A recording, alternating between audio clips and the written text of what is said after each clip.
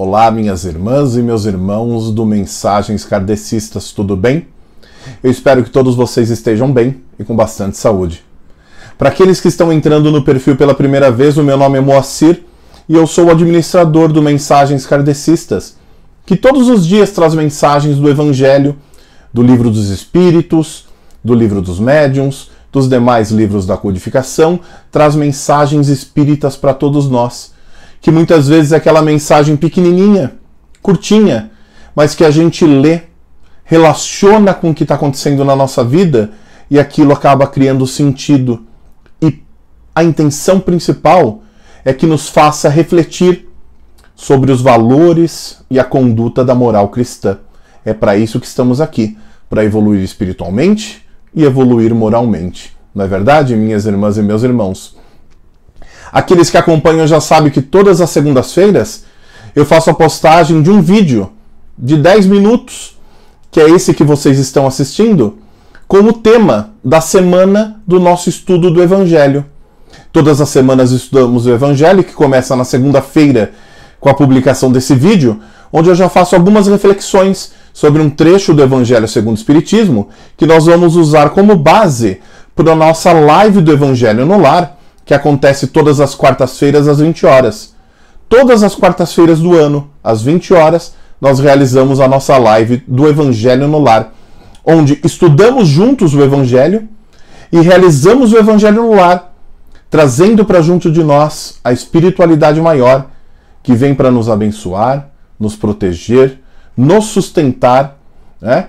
E aí eu sempre digo que quando fazemos o Evangelho no Lar, é como se colocássemos uma capa de proteção espiritual em cima do nosso lar, protegendo a nossa família, as pessoas que moram conosco, o nosso lar e a nós mesmos. Tão importante nesse momento em que vivemos, nesse planeta de provas e expiações. Não é verdade, minhas irmãs e meus irmãos? Essa semana, aliás, a semana passada nós terminamos o capítulo 8 do Evangelho segundo o Espiritismo, e essa semana iniciaremos o capítulo 9, que é bem curtinho. Então, o capítulo 9 nós faremos metade nessa semana e metade na semana que vem. E ele já termina. Ele é super rapidinho, mas muito importante para que a gente compreenda o Espiritismo, para que a gente compreenda o que estamos fazendo aqui e por que estamos passando por esse momento tão difícil. Tá bom? O capítulo 9 que a gente vai estudar do Evangelho segundo o Espiritismo essa semana, o nosso estudo vai ser composto dos itens 1 ao item 6. Tá? Capítulo 9, bem-aventurados aqueles que são brandos e pacíficos, dos itens 1 ao item 6. Como é importante que nesse momento que a gente está passando de pandemia, de isolamento social, de limitação, de dificuldades financeiras, perdendo o contato físico porque desencarnam amigos, familiares, pessoas que conhecemos, tanta gente passando fome, sem trabalho. Como é importante que a gente que já descobriu o Espiritismo e que já entende que essa doutrina baseada na moral e na conduta de Jesus Cristo pode nos ajudar a atravessar esse momento. Porque de verdade, o que a gente precisa fazer agora é atravessar esse momento. É passar por ele e principalmente entender as lições que ele nos traz. Ele começa falando de matar os nossos sonhos. Esse capítulo, se vocês forem ler, vão falar assim, mas não tem nada de matar os sonhos aqui. Está falando, aquele que matar, com base no Antigo Testamento, né? Aquele que matar será julgado e condenado conforme esse crime, né? Tem muita relação com olho por olho, dente por dente. Mas se a gente ler e for a fundo no texto e começar a refletir sobre ele, é óbvio, né, que é um crime contra a vida e contra o espírito qualquer tipo de morte não natural, ou seja, quando acontece um homicídio, um feminicídio. É tão importante que a gente observe isso, porque não é dado a ninguém o direito de tirar a vida de outra pessoa. esse direito é de Deus porque Ele nos enxerga na nossa total complexidade e pluralidade de todas as nossas existências, que não se limita apenas a essa. Mas é importante que a gente reflita sobre esse tema, porque quando a gente vai a fundo, a gente começa a entender que esse matar não é simplesmente da morte física que ele está falando, de matar alguém, mas de matar os sonhos daquela pessoa, de matar as ambições daquela pessoa, os planos daquela pessoa. E quantas vezes nós fazemos isso, mesmo que inconscientemente? Qual que é a repercussão da gente matar os sonhos dessas pessoas? E o pior é quando não matamos o sonho de outra pessoa, matamos o nosso próprio, os nossos próprios planos, nos boicotamos, né? Parece que trabalhamos contra nós mesmos.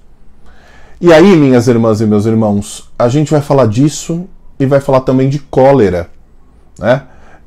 Por que sentimos tanta raiva, tanto ódio de pessoas que muitas vezes nem conhecemos fisicamente, pessoalmente? E aí sentimos principalmente raiva, esse ódio, essa cólera de quem é diferente de nós. E por que temos tanta dificuldade de conviver com pessoas que são diferentes de nós, seja na família, dentro de casa, no trabalho, na nossa vida social, quando nós já sabemos que nós só crescemos, evoluímos, construímos coisas novas com aqueles que são diferentes de nós? Porque evoluímos em sociedade. E se só convivemos com os iguais, com aqueles que só dizem aquilo que queremos ouvir, ou que têm os mesmos posicionamentos que nós, onde há crescimento, onde há evolução? Porque nesse momento nós entramos numa zona de conforto, se é que existe isso, onde tudo parece que converge para aquilo que pensamos, e quando sabemos que o mundo, cada pessoa é um mundo diferente de pensamentos e atitudes, muitas vezes complexas, e que se relacionam não só com essa vida que temos aqui e com as dificuldades que essa pessoa passa, mas com outras encarnações que ela já teve, que podem ser dezenas, centenas, milhares de outras. Como nós já falamos das causas atuais e das causas anteriores das aflições, né? E aí muitas vezes essas pessoas que são diferentes de nós, o que nós sentimos por elas é um desprezo, né? A vontade de não estar junto, ou muitas vezes somos maledicentes, e como não concordamos com aquela pessoa, preferimos criticá-la. E por que agimos dessa forma? Se muitas vezes, sem intenção, nós já magoamos as pessoas. E como é importante nós, como espíritas, e aqueles que seguem, né, a moral e a conduta cristã, que tem Jesus Cristo como exemplo, entenderem que nós já vamos magoar muitas pessoas sem a intenção de magoá-las. E que a intenção é tudo. Se nós optarmos por magoarmos pessoas com intenção, a gente não vai evoluir, ou seja, caminhar para trás, porque ninguém caminha para trás, né? Onde chegamos é aquilo que já conquistamos e não perdemos. Agora, percebam, minhas irmãs e meus irmãos, quanto tempo a gente pode perder estagnados com sentimentos de raiva, de ódio, nos sentindo angustiados, com inveja, porque somos orgulhosos e vaidosos e não conseguimos conviver com aquele que é diferente de nós, onde ali está a maior riqueza que nós podemos ter para a nossa evolução. E nós nos comportamos desse jeito porque optamos por não ter empatia, por não sermos empáticos, ou seja, por não nos colocarmos no lugar dos nossos irmãos que estão sofrendo. E aí, minhas irmãs e meus irmãos, quando fazemos isso, entramos numa bolha, como se tudo que fosse da nossa vida fosse aquilo de melhor e modelo para os outros. E como as pessoas não seguem o nosso modelo se somos um modelo de perfeição? E não somos. Quando não somos empáticos, não conseguimos nos colocar no lugar do outro. E nunca vamos entender a dor do outro se não nos colocarmos no lugar deles. Né? Nós vamos nos aprofundar um pouco mais do que falamos nas últimas semanas sobre a vida vazia de aparências. Onde eu não preciso ser, basta que eu aparente ser alguma coisa. E aí, como essa vida que aos olhos de algumas pessoas podem até parecer glamurosa, cheia de riqueza, cheia de coisas boas para viver, mas que na verdade, quando nós estamos sozinhos, se somos muito orgulhosos, muito vaidosos, intolerantes, pode ser que a nossa vida material até seja próspera. E é a vida daqui, né, desse plano.